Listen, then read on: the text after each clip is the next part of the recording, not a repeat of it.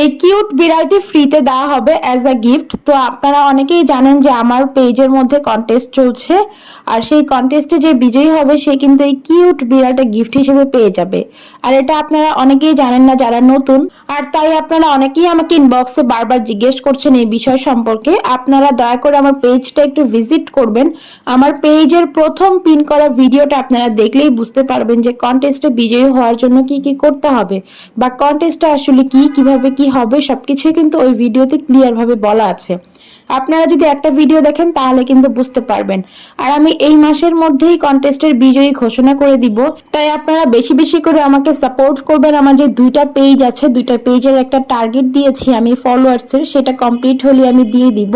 অনেকেই আছেন যাদের শুধু টার্গেটই বিড়ালটা পাওয়া, বিড়ালটা পাওয়ার পর পেজে সাপোর্ট তো দূরের কথা, পেজে ফলোয়ার্স হিসেবেও থাকবে না বা কখনো আসবেও না। তো এরকম মানুষ অনেক আছে, এর আগেও আমি দেখেছি আর এইবারও আমি পাবো। সো তাদের উদ্দেশ্যে বলছি, আপনারা এইবার এই কাজটা করলে নেক্সট টাইম আর কখনোই কন্টেস্টে চান্স পাবেন না, কন্টেস্টে বিজয়ী হওয়ারও কোনো সুযোগ আপনাদের থাকবে না।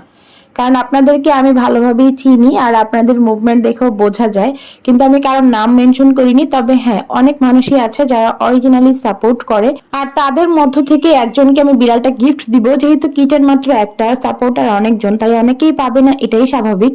তো তাদের উদ্দেশ্যে বলবো আপনারা মন খারাপ করবেন না। আর আপনারা অনেকেই আছেন আমাকে ভালোবেসে এখানে আছেন, বিড়ালের জন্য না।